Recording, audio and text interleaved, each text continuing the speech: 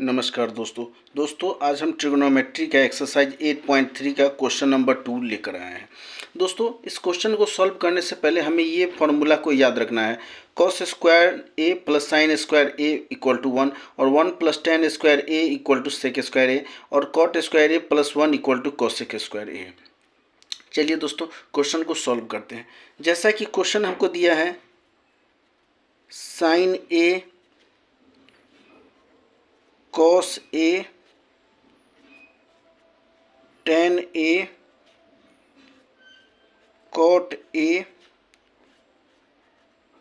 Cosec A, इसको sec ए के form में लाना है।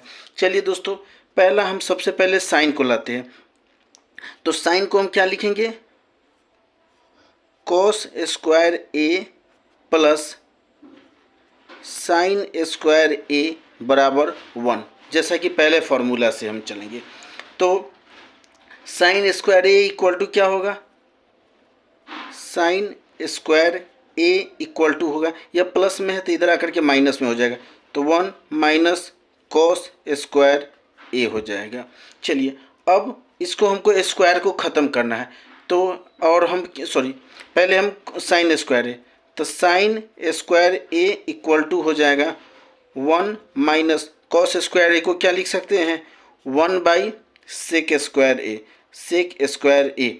अब इसको हमको स्क्वायर ख़त्म करना है, तो जब स्क्वायर ख़त्म करना है तो क्या करेंगे, दोनों साइड क्या करेंगे, हम रूट चढ़ाएंगे। 1 minus 1 by sec square A, हम क्या करेंगे, इस पर रूट चढ़ाएंगे। तो जब रूट से स्क्वायर कैंसिल हो जाएगा तो क्या लिखेंगे, sine A equal to root under हो जाएगा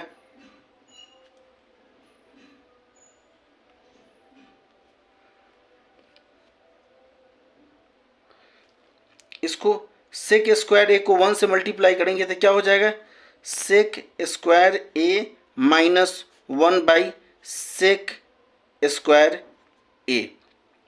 चलिए अब स्क्वायर से रूट कैंसिल, तो अब क्या हो जाएगा, अब मेरा हो जाएगा साइन ए इक्वल टू हो जाएगा root under sec square A minus 1 upon sec ए। यही हमें साबित करना था।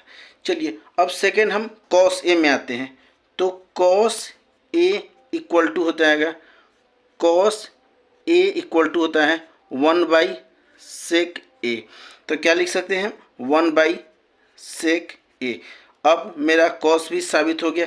चलिए अब साइन कॉस के बाद आते हैं टेन, तो हम टेन स्क्वायर को क्या लिख सकते हैं, तो टेन स्क्वायर को लिख सकते हैं 1 plus sine cos tan square A equal to sec square A.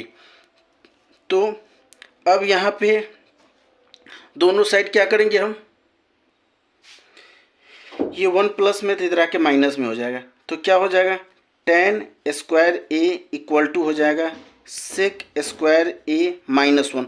अब हमको लाना क्या है, टेन ए के फॉर्म में लाना है, तो क्या करेंगे, इस पे रूट चढ़ाएंगे।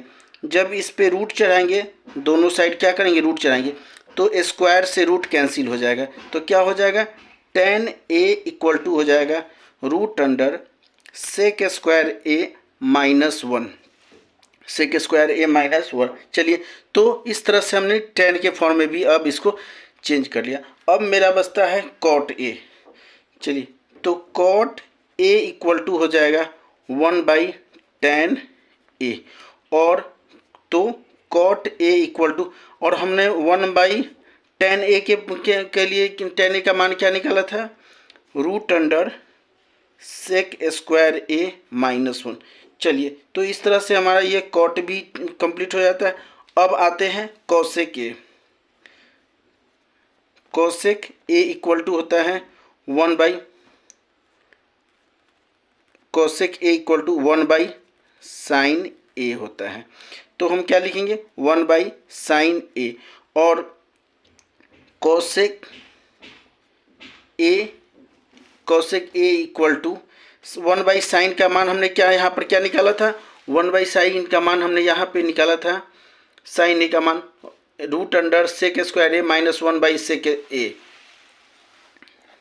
तो क्या लिख सकते हैं इसके जगह पर, रूट अंडर